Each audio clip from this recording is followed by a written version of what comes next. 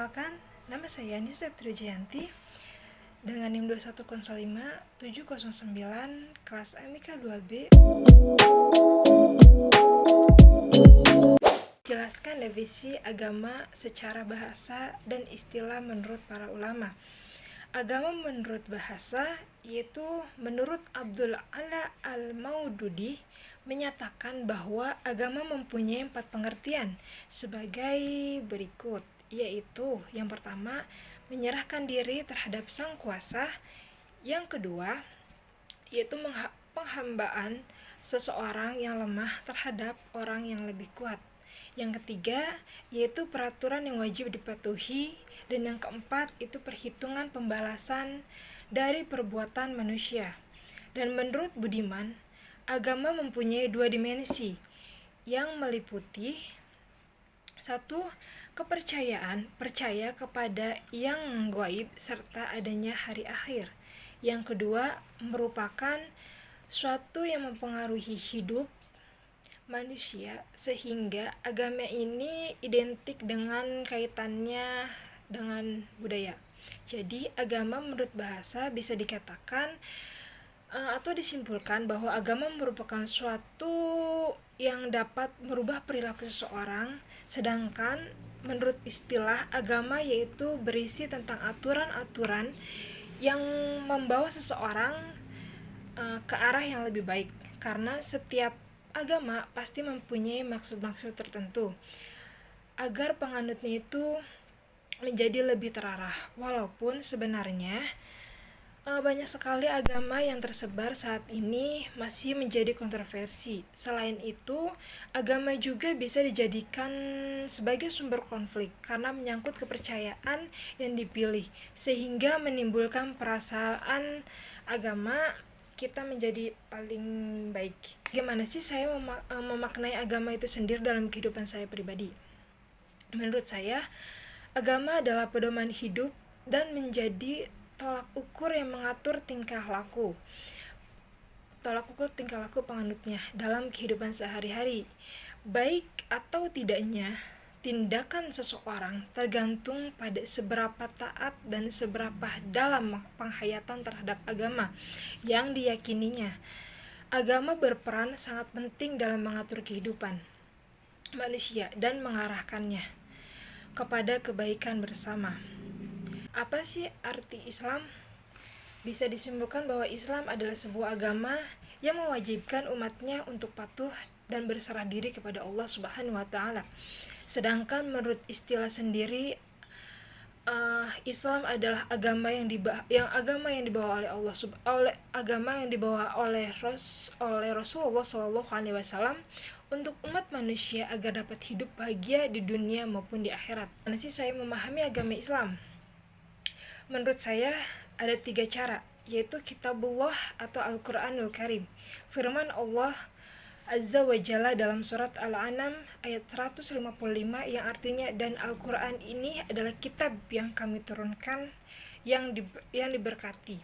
Maka ikutilah dia dan bertakwalah agar kamu diberi rahmat. Sabda Rasulullah SAW, sesungguhnya aku tinggalkan bagimu 2 perkara, yaitu salah satunya adalah Kitabullah atau Al-Quran yang merupakan tali ala Allah Azza wa Jalla. Barang siapa yang mengikutinya maka ia berada di atas hidayah, dan barang siapa yang meninggalkannya berarti ia dalam kesesatan. Hadis riwayat Muslim. Yang kedua itu ada atsar atau jejak para sahabat. Para sahabat adalah orang-orang yang menepat didikan langsung dari Rasulullah SAW. Mereka yang lebih tahu tentang sebab-sebab turunnya ayat tersebut. Tidak heran bila Rasulullah SAW menobatkan mereka sebagai generasi terbaik, sebagaimana sabda beliau, sebaik-baiknya manusia adalah generasiku, para sahabatku. Hadis riwayat Bukhari dan Muslim. Yang ketiga itu atsar atau jejak para tabi'in dan tabi'ut tabi'in. Tabi'in adalah murid para sahabat, sedangkan tabi'ut tabi'in adalah murid para tabi'in. Tabi'in dan tabi'in yang salih utamanya mengajarkan dan mengamalkan Islam yang sudah paten dari Al-Quran dan Sunnah Nabi dengan tanpa menambahkan dan mengurangi. Apa yang orang tua saya ajarkan agar saya dapat menjadi muslim yang baik, yaitu yang pertama dengan mendengarkan Al-Quran sejak saya masih dalam kandungan. Yang kedua, mendengarkan Al-Quran sejak dalam kandungan dan mengajarkan saya sejak dini. Yang kedua itu mengajarkan bagaimana saya berperilaku dengan baik, berakhlak baik. Yang ketiga yaitu mengajarkan dasar-dasar tentang agama Islam. Contoh yang keempat, memberikan contoh yang baik kepada anak-anaknya dengan mengajarkannya sholat, berpuasa, dan menceritakan kisah-kisah Nabi. Pengertian Al-Quran. Al-Quran bisa diartikan sebagai kitab suci bagi umat Islam yang berisi firman-firman Allah Subhanahu wa ta'ala yang diturunkan kepada Rasulullah SAW sebagai mukjizat Al-Quran, disampaikan dengan jalan mutawatir dan Sang Pencipta melalui malaikat Jibril kepada Nabi Muhammad SAW dan bernilai ibadah jika seseorang membacanya.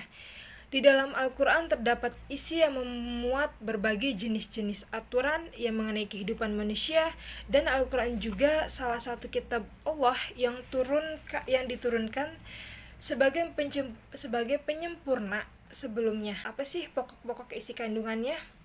Yang pertama, isi pokok kandungan Al-Quran itu terdiri dari akidah, ibadah, muamalah, hukum, sejarah, akhlak, dan ilmu pengetahuan. Bagaimana berinteraksi dengan Al-Quran dalam kehidupan sehari-hari.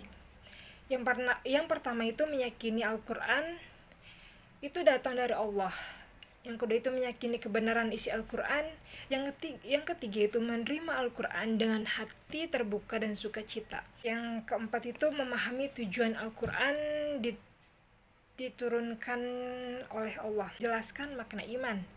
Iman adalah sebuah kepercayaan yang meresap di dalam hati dengan penuh keyakinan, tidak tercampur syara dan ragu, serta memberikan pengaruh bagi pandangan hidup, tingkah laku, perbuatan sehari-hari. Berikan contoh cabang-cabang iman dalam kehidupan sehari-hari. Yang pertama yaitu ada iman kepada Allah. Yang pertama adalah iman yakin atas adanya Allah Subhanahu wa ta'ala. Mengimani Allah berarti kita percaya bahwa hanya Allah satu-satunya pencipta alam semesta ini yang menguasai dan mengatur segalanya. Yang kedua itu iman kepada para malaikat.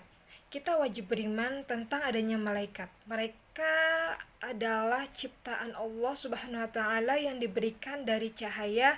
Percaya bahwa setiap malaikat Allah memiliki masing-masing tugas yang perintah oleh Allah Subhanahu wa ta'ala. Contoh cara mengimaninya dengan meniru sifat-sifat baik malaikat yang selalu taat kepada Allah Subhanahu wa ta'ala. Yang ketiga itu iman kepada kitab-kitab Allah. Kita harus yakin bahwa seluruh kitab Allah adalah ucapannya. Allah telah menurunkan 4 kitab. Yang pertama itu Taurat, yang kedua Injil, yang ketiga Zabur, dan yang keempat itu kitab Al-Quran sebagai penyempurna kitab terdahulu. Contohnya, sebagai umat muslim kita harus selalu membaca, menghafal, bahkan mengamalkan apa yang telah terkandung dalam Al-Quran dalam kehidupan agar tidak tersesat. Yang keempat itu ada iman kepada para rasul. Rukun iman keempat adalah beriman kepada Allah yang mewajibkan mengimani bahwa Rasulullah adalah 25 laki-laki yang terpilih menjadi perantara membawa kebaikan untuk makhluk Allah.